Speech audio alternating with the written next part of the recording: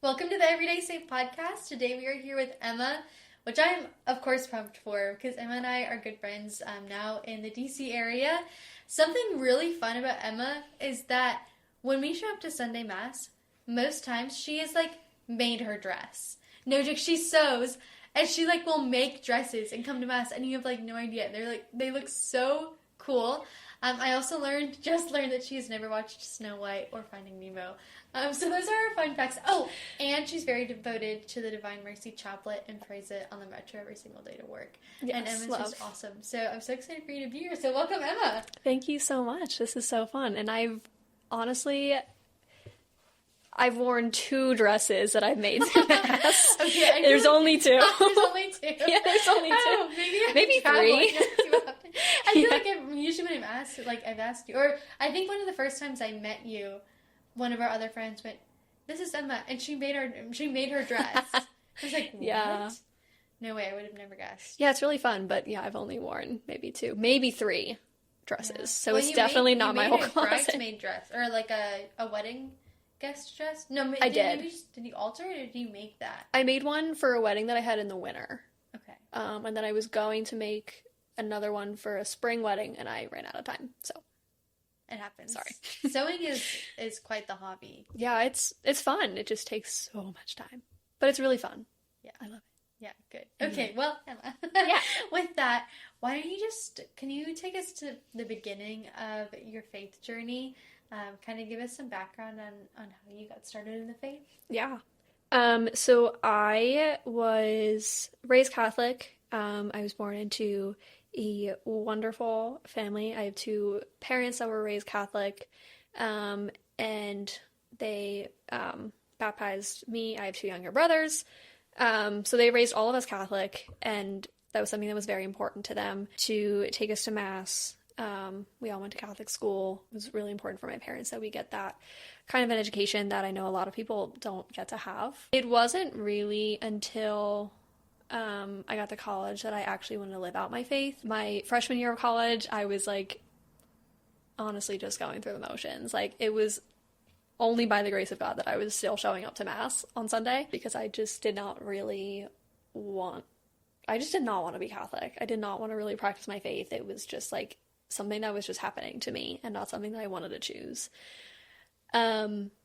And I very quickly, my freshman year, got into the party atmosphere of JMU. Go Dukes. Love you.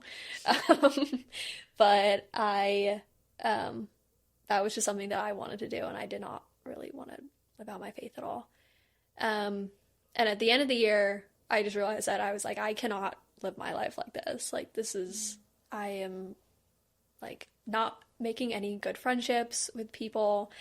I am just never happy. I'm just constantly a mess. And that needed to change. Was there a moment with that kind of made you realize that you needed to change? Or was it just kind of getting to the end of the year, reflecting on that? What did that look like? It was mostly just getting to the end of the year. And then my spring semester that year was just really chaotic, with different friendships ending and new ones starting, and they were just not true friendships. They were all just friendships of use, and I just it just was really sad, and I didn't like it.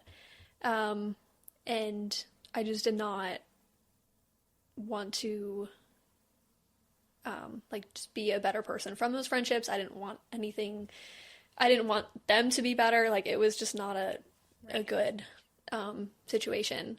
And then I went on a retreat my sophomore year in the fall, and it was the Father's House retreat with 4 hours of adoration, which is... In a row? Yes. Oh, no. I think it was broken up. I think it was 2 hours break and then 2 hours. And I did spend quite a bit of time in the confession line, so...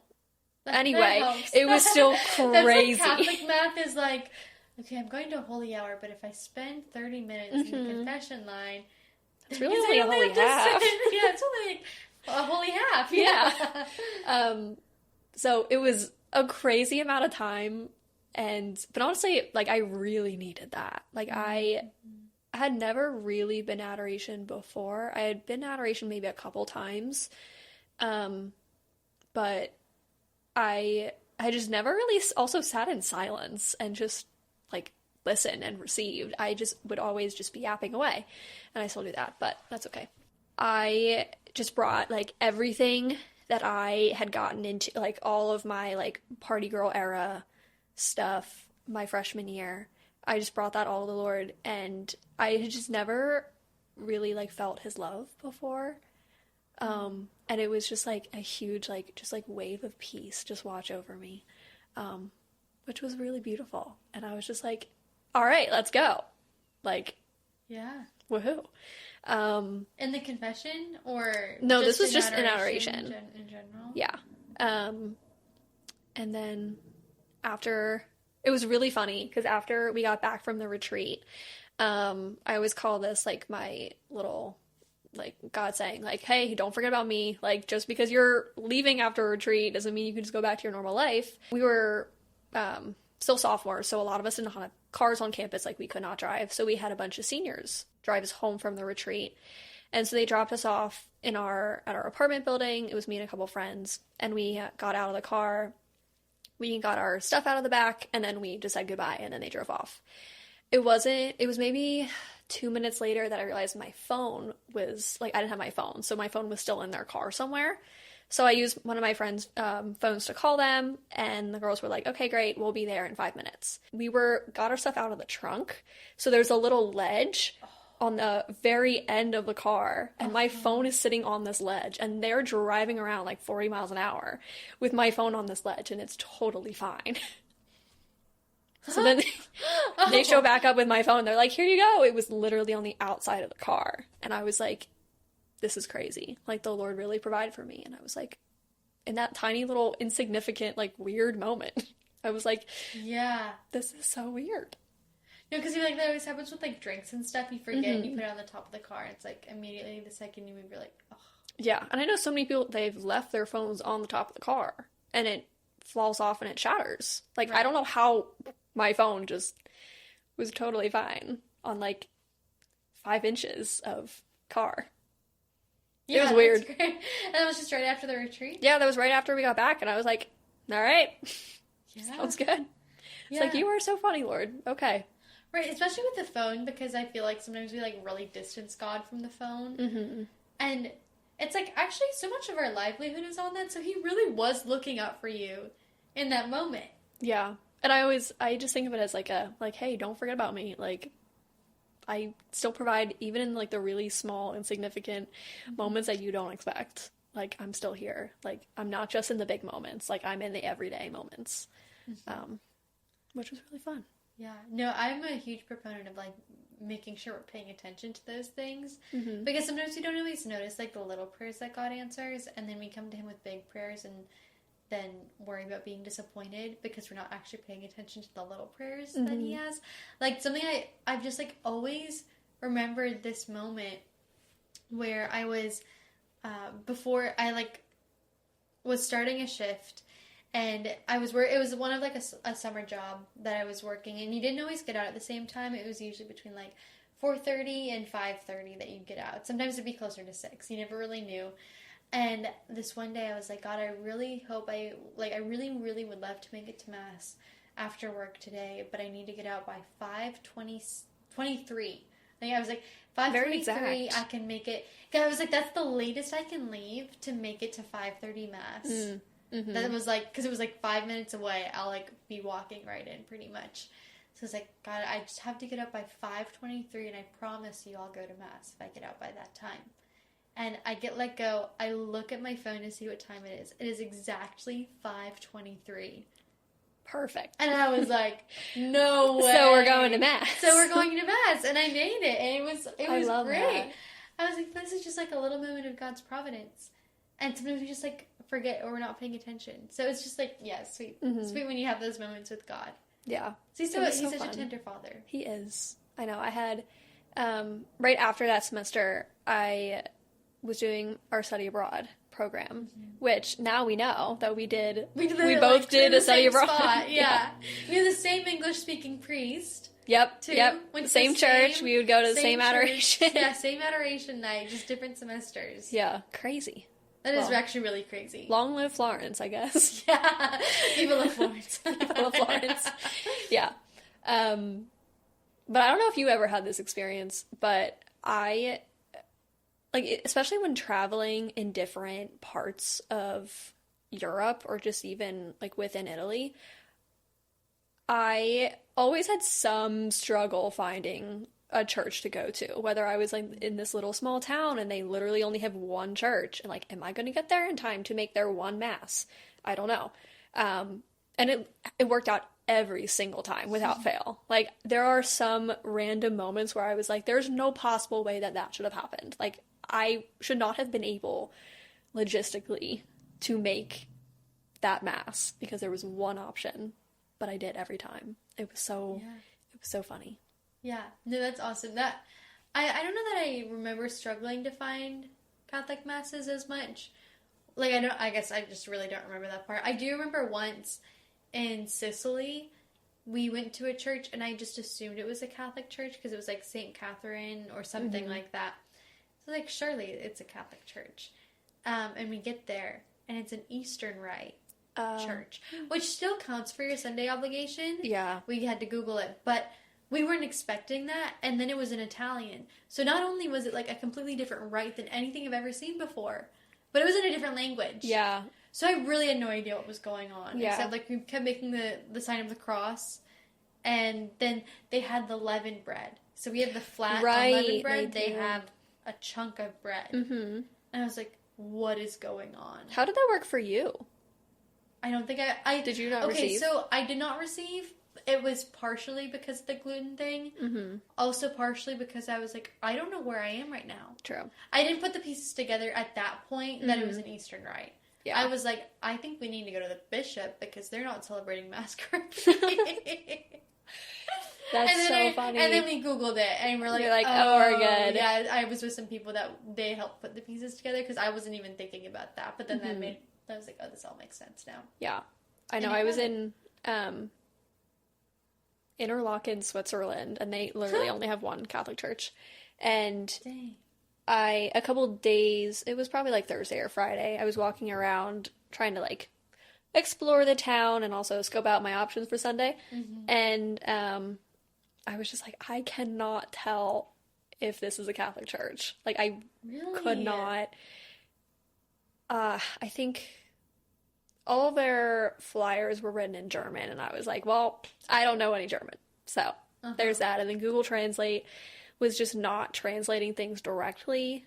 Or maybe it was translating things directly, but it's not, I don't know. Well, it didn't match up with what we also throw, like, Catholic terminology in there, too. Yeah. And I don't think Google Translate always knows what to do with that. It's kind of like even grammar. Like, if you were to run...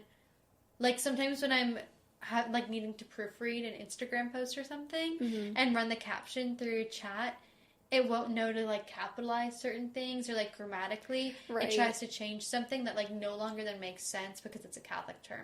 So I feel like Google Translate would probably do the same. Yeah. Like a similar Don't rely on Google Translate, I guess. Yeah. But we can learn other languages. It's fine. Yeah. But exactly. Yeah. No, that's really sweet, though, that you kept, like... That retreat happened, you studied abroad, and then, like, continued to search out the faith, too. Something that one of the priests in this area said during one of our young adult nights was, so he was about to travel, and he was just saying, like, every day he wanted to start with a holy hour. And he told his travel group, like, our travels will be so much more beautiful because we have first encountered beauty. Mm. And, like, that really struck me because it's so easy when you're either just busy with life or when you are traveling to kind of push that aside, but to really make that a priority because, like, truly everything else will be beautiful when you know that which is beauty, just by the nature of it, like, being the definition of beauty, which is God. Mm-hmm. That's so good. And it was so hard, but it was so worth it, and he was absolutely correct. Like, it made the entire trip, like, that much more amazing. And also just being in, like, there's so many churches and all, like, the art there, like, you'll literally turn a corner and it's, like, a statue of Mary, like, in a corner of a building. And you're like, okay, just there. Hi. Hey, Queen.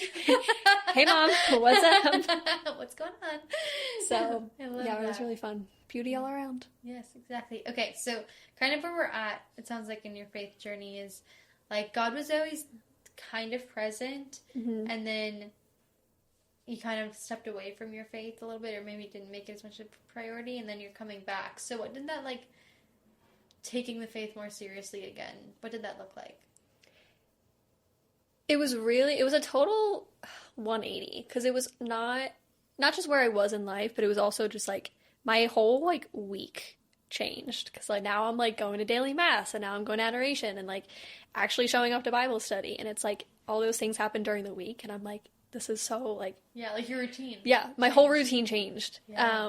And it was so beautiful, because all of my really good friends in college were always around our campus ministry house too. So I would just see them every day. And we also, a lot of us lived in the same building, which was really funny our sophomore year. So our whole friend group lived in one building.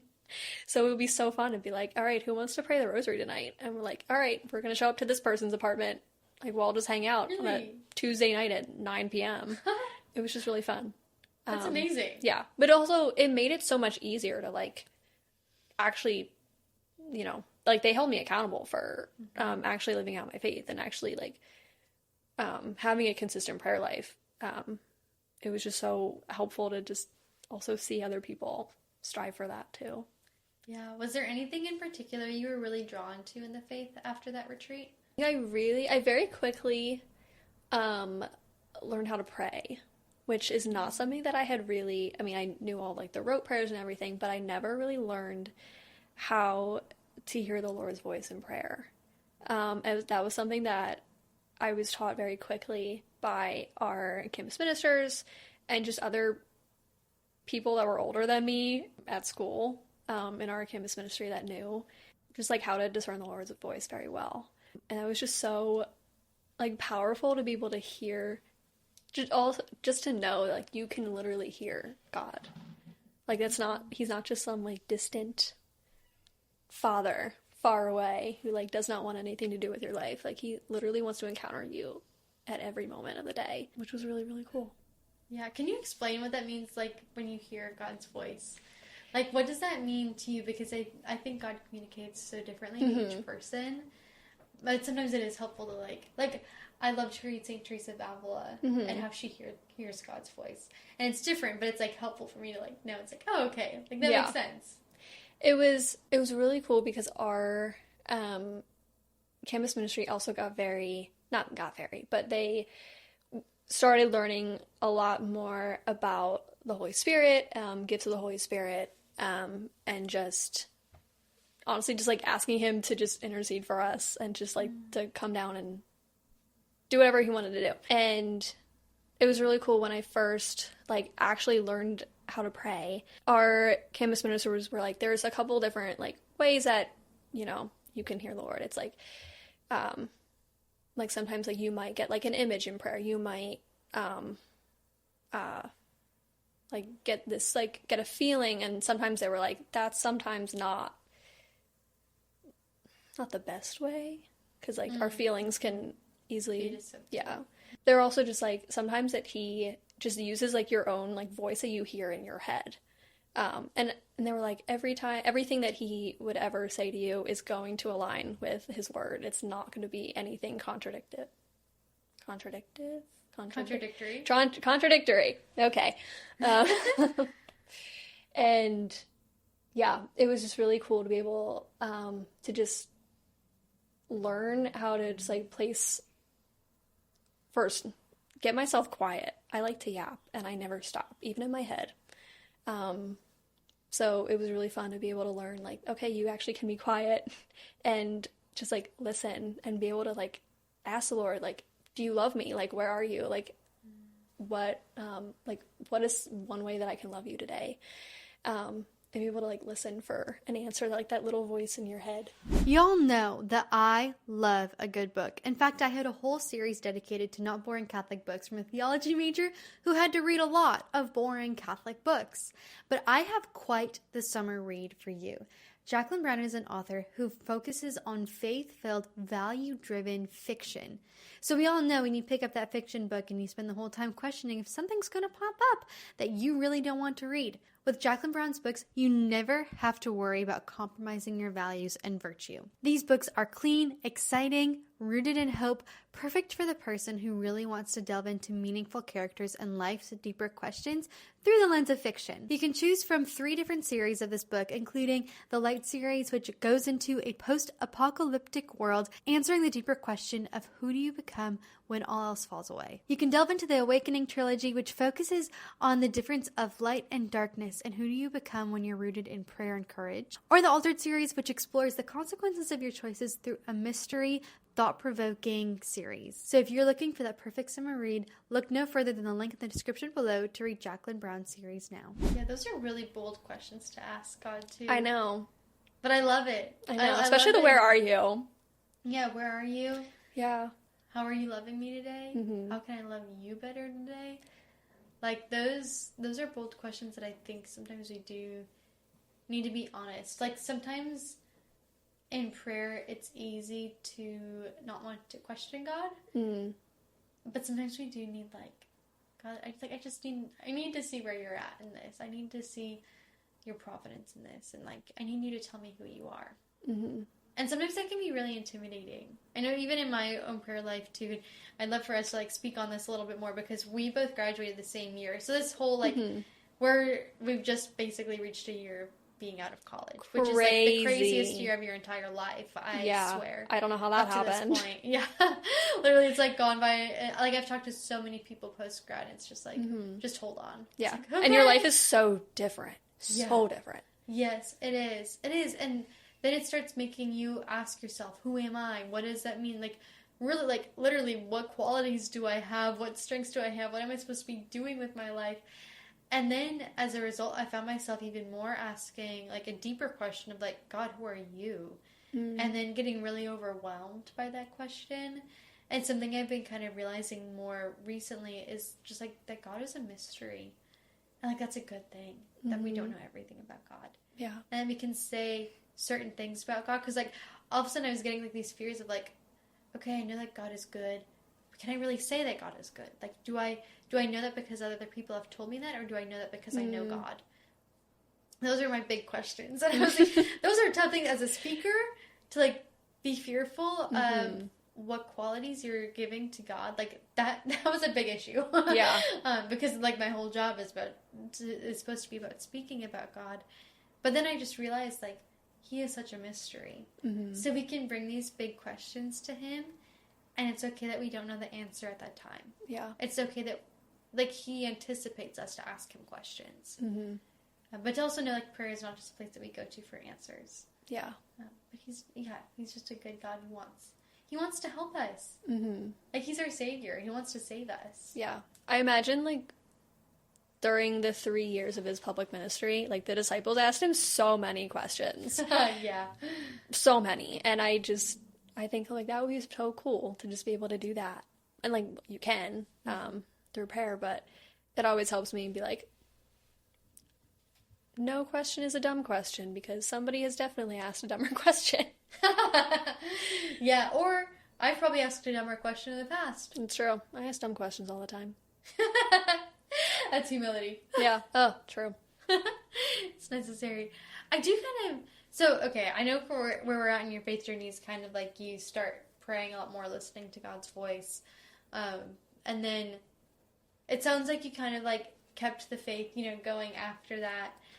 So maybe you could touch on some of those things, but also just seeing we're on the topic of post-grad life, I'd love to know, what is some advice you have for people now being on this side of things after graduating college and navigating just when life changes? Find your community, because that is the biggest, one of the biggest things, is just find people, like, find a young adult group, find a church that has a convenient daily mass for you, or an adoration that you can go to, and also just, like, go talk to people. I showed up to my first coffee hour, and I met my now roommate there, and it was so weird because I showed up alone, and I was like, I'm so awkward. I don't know how to do it.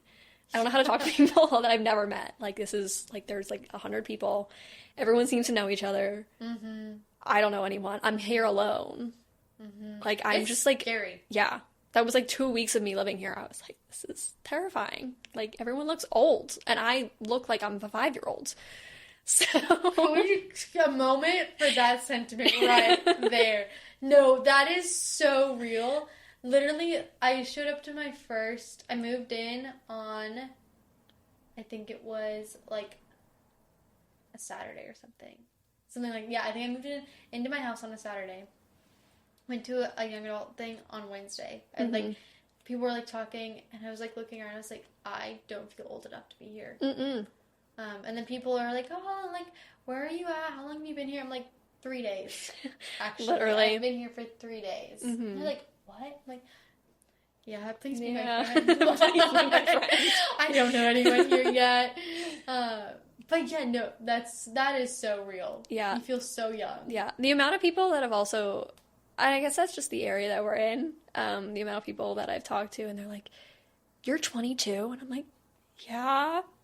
And what do you want me to say to that? I don't know. Like, I can't change my age. Sorry, guys.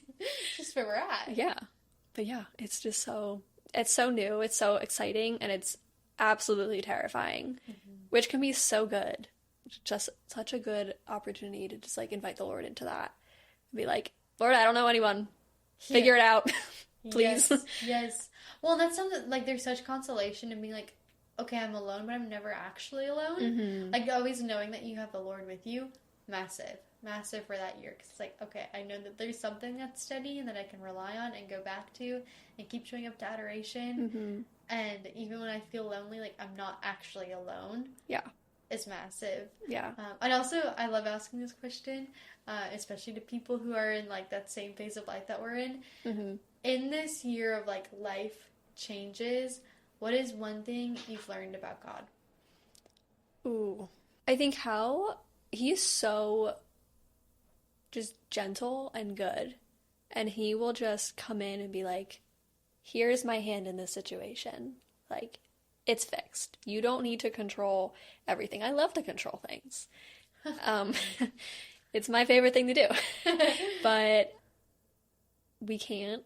And it's honestly not good for us to do that, because I would screw everything up if I was controlling everything. Like, I would not know how to function. So just how the Lord can be like, here's this little thing you thought that was a huge problem. It's actually, like, just a little bump in the road. There you go. There's a little carpet to walk over. Yeah. There's so many, just his providence has just been so good this year. Be like, I could not have imagined where I would be this time last year. Like, right before I moved here, I was like, my life looks completely different. And honestly, I didn't really have to do any of it. Like, it was all him that just made things happen. Mm-hmm. Yeah, like the opportunities that he opens up. It's often things that we would never even think about asking. Like, I love thinking about the wedding feast at Cana. And St. Therese of Lisieux has a great reflection on this of when we're going through things that we need to give things to Jesus in the same way that Mary did at the wedding feast at Cana, where she simply told him that they were out of wine. She didn't ask him to do anything about it. She just said they're out of wine. And then trusted that he was going to solve it in the best way possible, but had no idea what that was going to look like.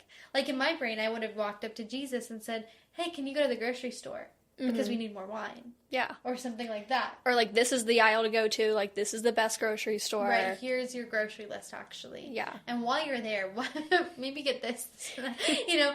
Like, I would have never thought to just, like, present the issue to him. But that's what Mary did. She just was like, okay, they have no wine. You take care of it however you see fit. And I think that's a big part of, like, going through transitions in life and figuring out God's plan. Is like, yes, we're going to face difficulties. There's no doubt in that. There's no doubt in the trials. Because that's where you see God's providence happen. But you need to just, like, keep giving God the issue and saying, I don't know the solution right now, but Lord, like, you do know the solution. And you will carry me through. And, like, yeah, we have no idea what that will look like. Like, even, like, thinking about us, we're going to listen back on this a year from now and be like, wow, we had no idea what this next year held. I'd love to know, like, how does your life look different now? Like, what moments have you really seen God be providential? Ooh. A lot of it had just come from, like, different things in my life that were ending and new things that were beginning. Like, I came here to intern at first, and then at the very end of my internship, I was still looking for a job, and I was like, oh my gosh, what am I gonna do? I have no money. I have a lease that is ending. Like, do I restart the lease? Like, where am I supposed to go? Like, what if I get a job somewhere else? Like, what happens? The whole world is open up. Yeah. I'm like, where? I don't even know what to do. And I was like literally going day by day, being like, I can only look until midnight tonight, and then tomorrow's a new day and we'll figure it out. And just, yeah, at the end, another full-time opportunity opened up, and I was like, okay, all right, here we are. The Lord figures it out.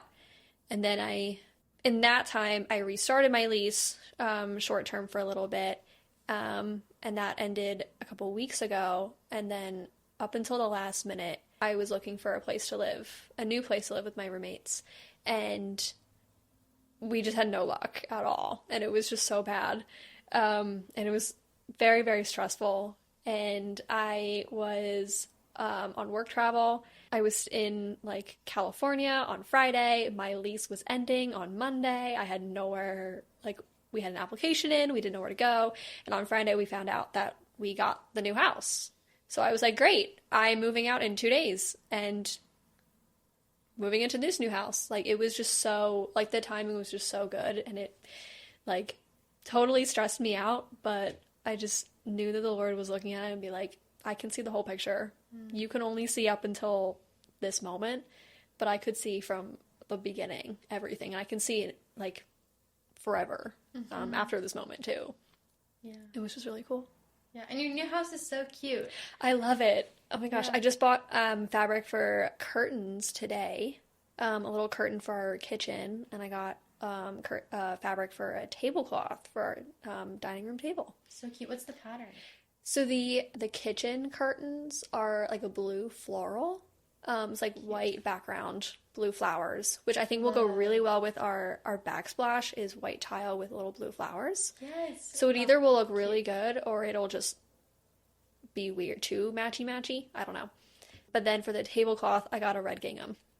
Love gingham. Yeah. I'm like, it's so picnic. It's so, yeah, it's so lunch. Yes. So. That's so cute. Yeah. Yeah, and now you're, like, living with people that, like, you were living on your own, too, in this other place. Now you're living with people. You have a job secured that you're doing. You know, like you can see how God worked in all of those things that he really did provide for you. Yeah.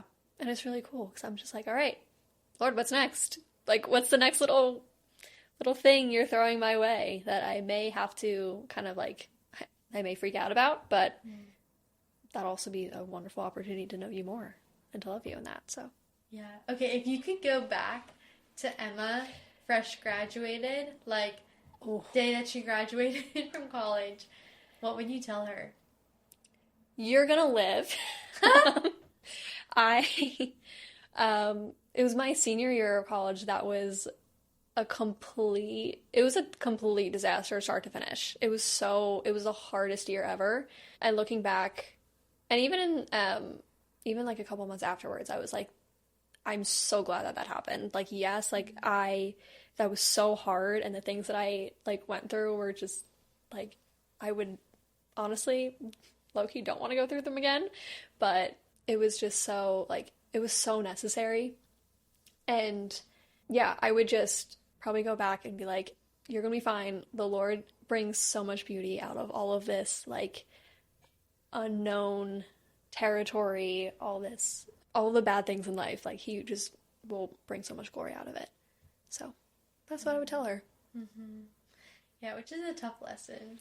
Yeah. To see.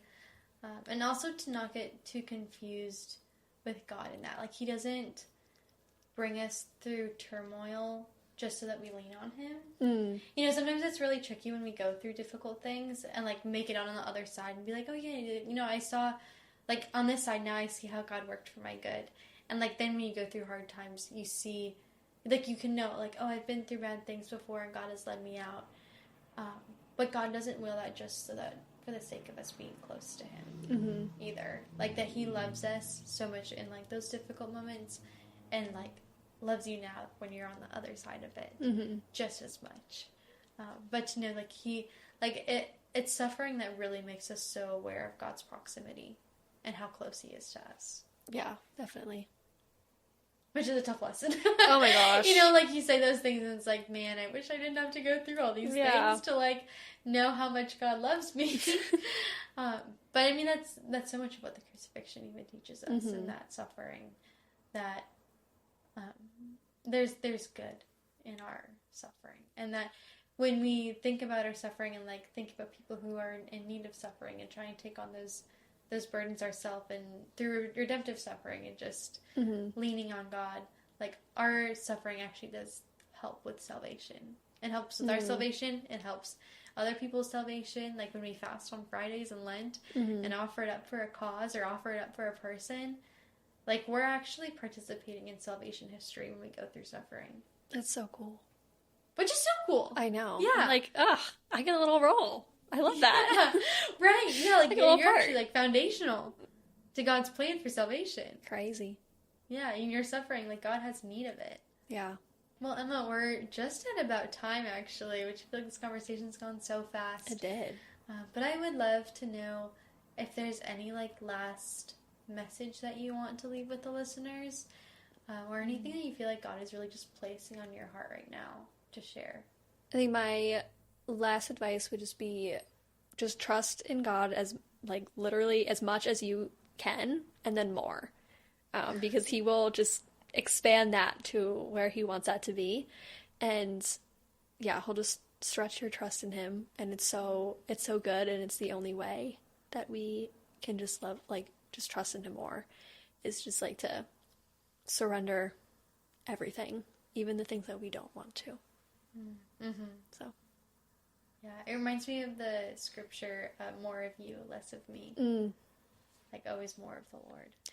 And that's what trust does. It lessens us so that the Lord really can take over. Yeah. And make us who we were meant to be. And so much humility. You gotta give up that control. Yes, exactly. Which, yeah, exactly. I feel like that's been a big theme in your faith life. So it's been really wonderful to hear. So thank you so much for coming on today, Emma. Thanks for having me. This is so fun.